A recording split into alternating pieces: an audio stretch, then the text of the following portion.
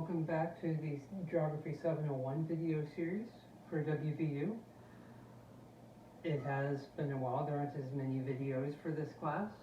The last one looked at writing up a data section. This we're moving to the next section of the paper that you have to write.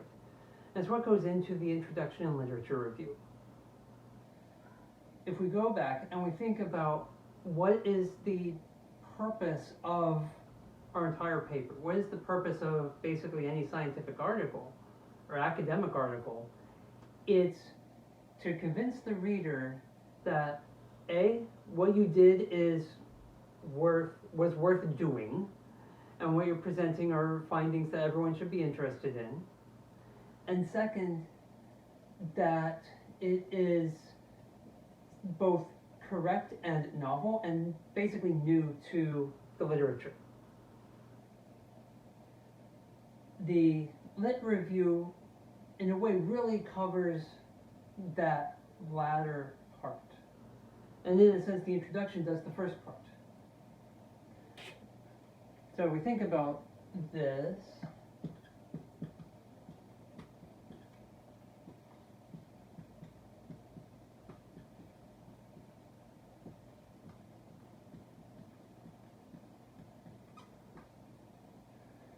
Why is your study, why is your research worthwhile? Why should I be reading about it? What made you interested in it? What is the motivation? Those are the kinds of things I'll be looking for in an introduction.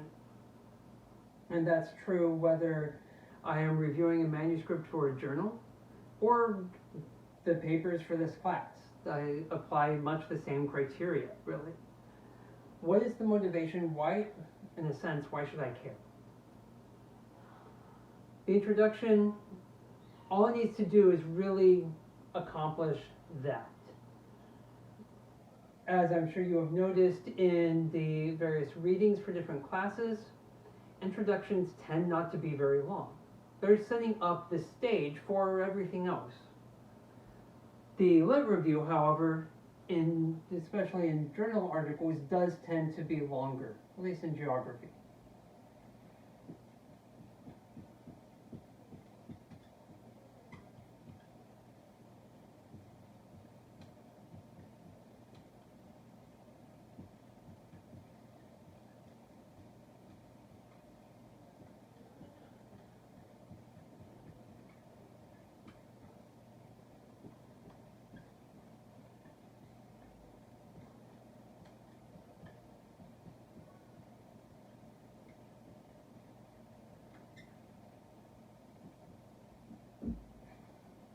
So I have here is what I would be looking for in general.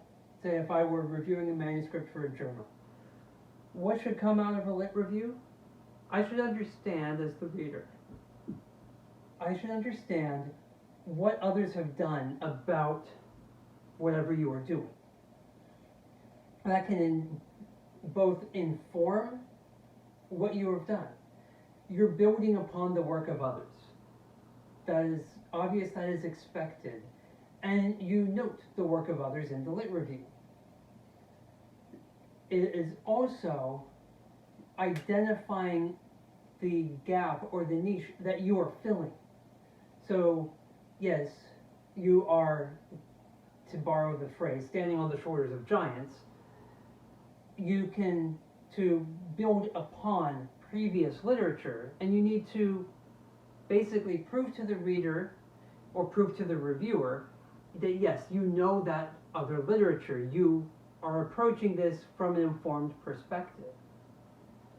Then you need to then get to, at the end of the lit review, again, justify what you are doing. Identify the gap that this study fills within the literature. That would be for a general article. As I said in class, for this particular paper, it can be, first, it doesn't necessarily need to be filling a gap. The point of the 701 paper is you're, in large part, applying methods from the class to data you have. I hope this is useful within your thesis and or dissertation And in that case, in the full thesis or dissertation, you definitely would be doing this. For the purposes of this paper, it's already enough work that you don't need to do a full, thorough lit review. There should, though, be enough for me to understand what you are building upon, what perspective you are coming from, so that, basically, so it's clear that background upon which you are drawing. And that can help elucidate or explain the motivation that you have.